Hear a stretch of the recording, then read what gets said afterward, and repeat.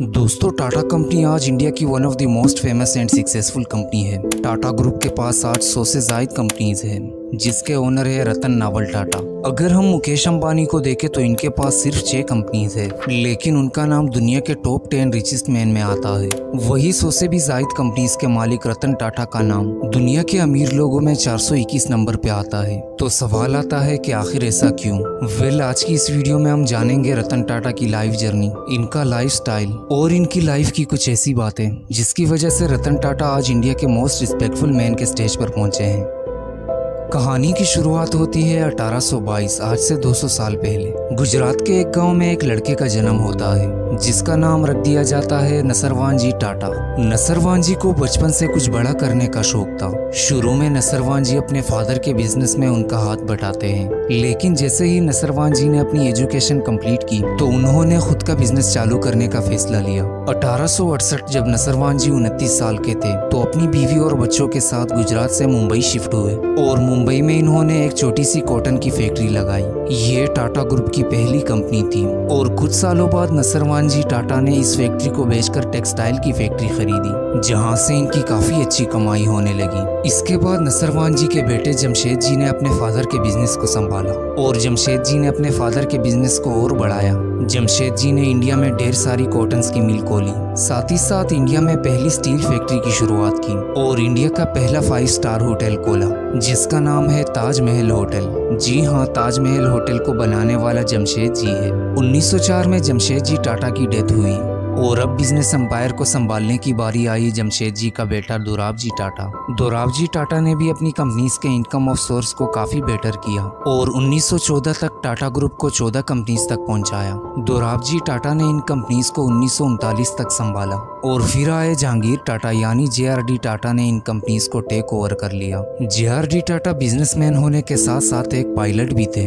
इन्हें फ्लाइंग का बहुत शौक था, इसीलिए इन्होंने इंडिया की पहली एयरलाइन टाटा एयरलाइन की शुरुआत की, जिसे बाद में गवर्नमेंट ने अपने हाथों में लेकर एयर इंडिया का नाम दिया और JRD टाटा गवर्नमेंट के इस फैसले से काफी नाराज हो गए थे। JRD टाटा ने 1945 में टाटा ग्रुप में टाटा मोटर्स की कंपनी को भी शामिल किया। 1968 में इन्होंने TCS की शुरुआत की, जो कि आज TCS इंडिया का सेकंड लार्जेस्ट एम्प्लॉयर है। इसके अलावा JRD टाटा ने कैंसर सेंटर, सॉल्ट का बिजनेस, इलेक्ट्रॉनिक मैन्युफैक्चरिंग और भी कई सारी कंपनीज को टाटा ग्रुप में शामिल किया।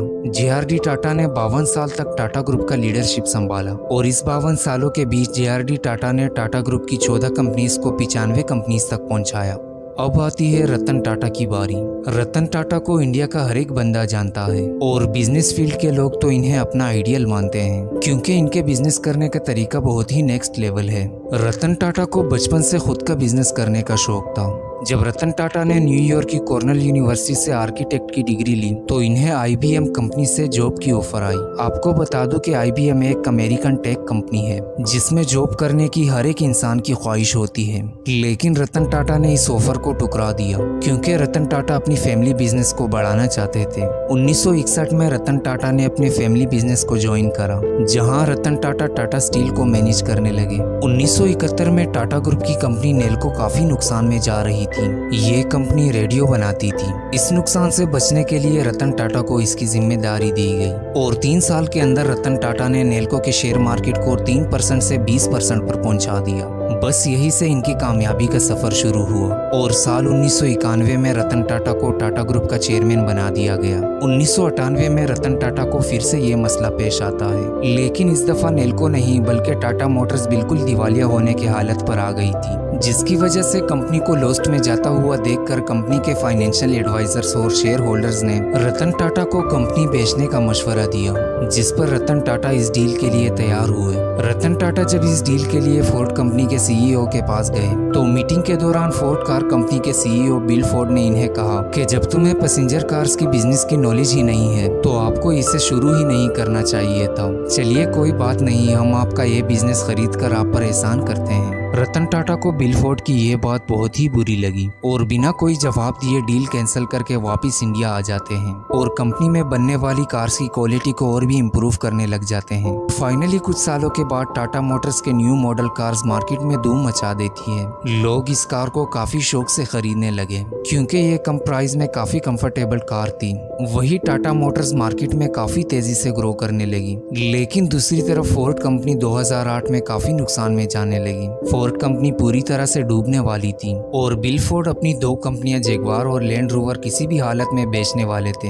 जब रतन टाटा को पता चला कि बिल फोर्ड अपनी दो कंपनियां बेच रहा है तो इन्होंने फौरन $2.3 बिलियन में जैगवार और लैंड रोवर कंपनी को फोर्ड से खरीदा। इसी तरह रतन टाटा ने और भी कई सारी कंपनीज को टाटा ग्रुप में शामिल किया। आज टाटा फैमिली 140 कंपनीज के मालिक है। लेकिन आप भी सोच रहे होंगे कि रतन टाटा के पास जब 140 कंपनीज है तो इन्हें तो फिर इंडिया का सबसे अमीर तरीन इंसान होना चाहिए था, क्योंकि मुकेश अंबानी के पास सिर्फ 6 कंपनीज है और उसकी नेटवर्थ $116 बिलियन है, लेकिन 140 कंपनीज के मालिक रतन टाटा की वर्थ 38 बिलियन। आखिर ऐसा क्यों? आपको बता दूं कि मुकेश अंबानी अपनी कमाई का सिर्फ 2% चैरिटी के नाम करते हैं, लेकिन रतन टाटा अपनी कमाई का 50% भी नहीं बल्कि 66% चैरिटी के नाम करते हैं। यानी रतन टाटा अपनी कमाई का 66% गरीब आवाम के खाने पीने और बाकी जरूरियात पर लुटा देता है। इसीलिए रतन टाटा को इंडिया का सबसे रिस्पेक्टफुल इंसान माना जाता है।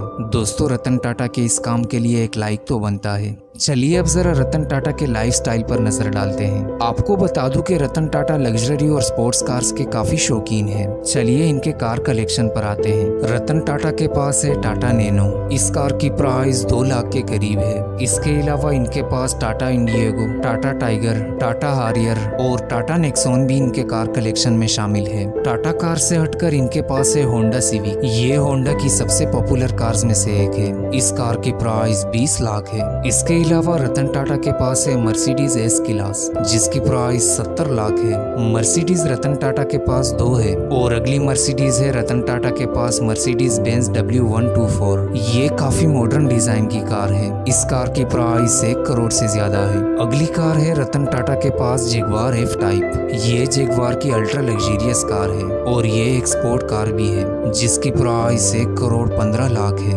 अगली स्पोर्ट कार है रतन टाटा के पास फिरारी कैलिफोर्निया। ये कार स्पेशली स्पीड के लिए बनाई गई है। इस कार की top speed 310 mile per hour है और ये रतन टाटा की one of the most favourite car है। इस कार की प्राइस 2.5 करोड़ है। इसके अलावा रतन टाटा के पास है मज़राटी क्वार्टर पोर्ट, जिसकी प्राइस 1.5 करोड़ है। यही नहीं, रतन टाटा के पास 80 लाख का लैंड रोवर फ्रीलैंडर भी है। और रतन टाटा की लास्ट कार है कैडिलैक XLR, जिसकी प्राइस 1 करोड़ 20 लाख है। कार से हटकर रतन टाटा के प्राइवेट जेट पर आते हैं। रतन टाटा के पास एक ultra luxurious Dassault Falcon 2000 private jet भी है। इस जहाज में 18 पैसेंजर सफर कर सकते हैं। आपको बता दूं कि रतन टाटा पायलट भी है। 2007 में जब इनकी एज 69 थी तब इन्होंने F-16 को उड़ाया था, जिसे आप स्क्रीन पर देख सकते हैं। रतन टाटा का प्राइवेट जेट बाहर से जितना खूबसूरत दिखता है उतना ही ज्यादा अंदर से भी खूबसूरत है और इस जहाज की प्राइस $22 मिलियन यानी 180 करोड़ रुपए है।